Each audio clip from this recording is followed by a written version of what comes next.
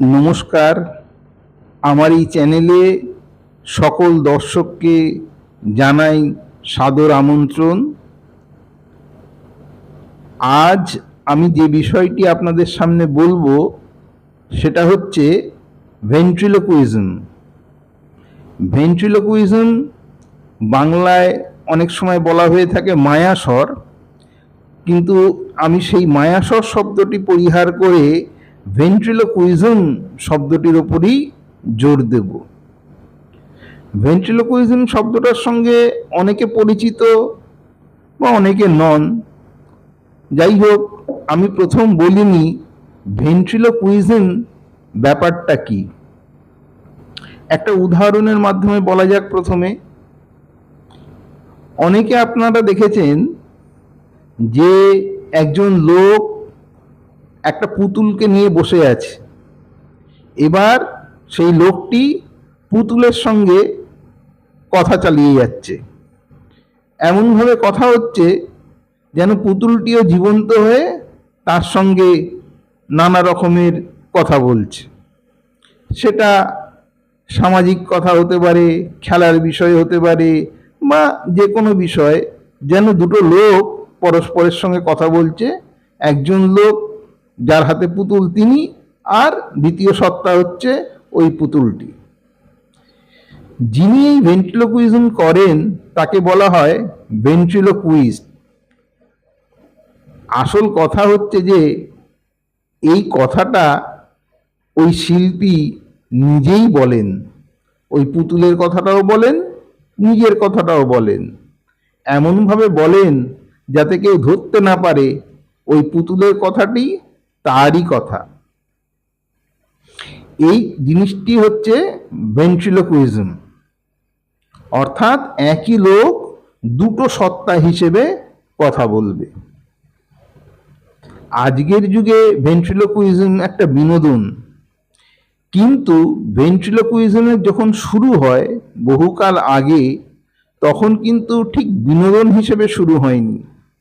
তখন খানিকটা ধর্মীয় রীতিনীতি মেনে, বা কিছুটা আজকের দিনে আমরা যাকে বলি বুজরুকি, সেই হিসেবেই শুরু হয়েছিল। এটা শুরু হয় সম্ভবত এথেন্সে। এথেন্সের যাজকরাই এই বিষয়ে যথেষ্ট পারদর্শী ছিলেন বলে শোনা যায়। এবং এই যাজকরা কি করতেন, যে যে সমস্ত লোক সাধারণ ভক্তরা আসতো তাদের সামনে এমনভাবে উপস্থাপনা করতেন যেন আরেকটি সত্তার সঙ্গে তিনি কথা বলছেন। এখানে উল্লেখযোগ্য পুতুল ব্যাপারটা থাকতো না।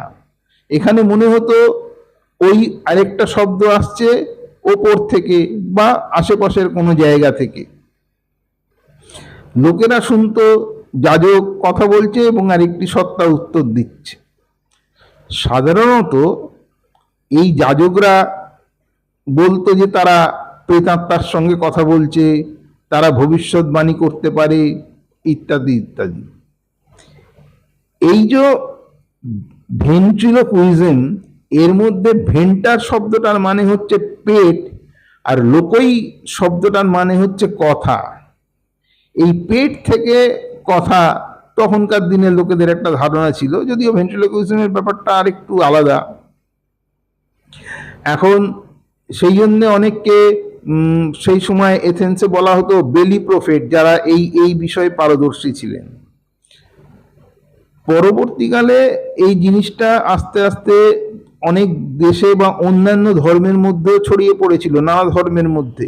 এই বুজুর্গিটা যে তারা আরেকজনের সঙ্গে কথা বলছেন, কোনো ওপরের ঈশ্বরের সঙ্গে কথা বলছেন, বা তার তৈরি একটা সত্তার সঙ্গে কথা বলছেন, তিনি তাকে নির্দেশ দিচ্ছেন, এই নির্দেশ পেয়ে সেই সব কাজগুলো করে ফেলছে, যার জন্য লোকে সেটা সহজে বিশ্বাস করত। নানা ধরনের এরকম বহু ধর্মে এর উদাহরণ আছে। অনেকে এটা লিপিবদ্ধ করে গেছেন, অনেকে আবার লিপিবদ্ধ করেননি, তারা নিজেরাই এই বুজরুকি কাজটা চালিয়ে গেছেন তার প্রভাব প্রতিপত্তি এবং তার ধর্ম বিস্তার করার জন্য। বহু পরে অষ্টদশ শতাব্দীতে এই জিনিসটা আস্তে আস্তে ইউরোপে বিশেষ করে ওই বিনোদনের মাধ্যম হিসেবে ছড়িয়ে পড়ে। ভেন্ট্রিলোকুইজমে আসলে ভেন্ট্রিলোকুইস্ট যেটা উচ্চারণ করেন দ্বিতীয় সত্তা হিসেবে কতগুলো শব্দ বা অক্ষর তিনি এমন উচ্চারণ করেন যেগুলো উচ্চারণ করতে গেলে ঠোঁটটা নাড়তে হয় না, তিনি ঠোঁটটা নাড়ান না, এবং তখন মনে হয় যে তার একটা কথা আর দ্বিতীয় সত্তা আরেকটা কথা বলছে। তার পরবর্তীকালে অনেক সময় মানে একটা সময় থেকে 1857 সাল থেকে, বিশেষ করে 1757 সাল থেকে ওই পুতুলের ব্যবহার শুরু হয়েছিল। যদিও তখনকার দিনের পুতুলের অনেক অসুবিধে ছিল, জটিলতা ছিল। এখনকার পুতুল অনেক সহজে জিনিসটাকে ব্যবহার করা যায়, অনেক সহজে ব্যবহার করা যায় তুলনামূলকভাবে।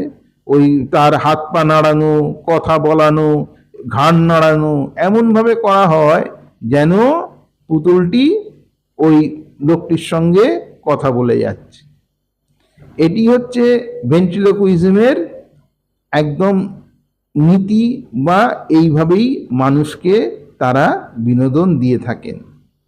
বহু লোক বহু সময় আপনারা এই ব্যাপারটা লক্ষ্য করেছেন মেলায় বা অন্য কোনো জায়গায়, যে একটি লোক একটা পুতুল নিয়ে বসে আছে, বা অনেক সময় স্কুলের মধ্যে বিভিন্ন জায়গায় তারা এই বিনোদনে ছোটদের মধ্যে তারা দেখাতে আসে। এগুলোই সমস্ত ভেন্ট্রিলোকুইজম। যাই হোক, ভেন্ট্রিলোকুইজমের অনেক সাহিত্য রচনা হয়েছে, বিশেষ করে যাদের আগ্রহ আছে তারা পড়ে দেখতে পারেন। বাংলায় একটি গল্প আছে ভূত, লেখক হচ্ছেন সত্যজিৎ রায়, তিনিও ভেন্ট্রিলোকুইজম নিয়ে লিখেছেন।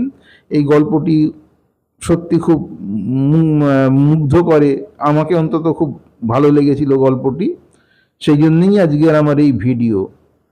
যাই হোক, আমার ভিডিও আপনাদের কেমন লাগলো জানাবেন, আপনাদের মতামত জানাবেন, ভিডিওটি লাইক করবেন, ভালো লাগলে শেয়ার করবেন, এবং আমার চ্যানেলটিকে সাবস্ক্রাইব করবেন। ধন্যবাদ, নমস্কার।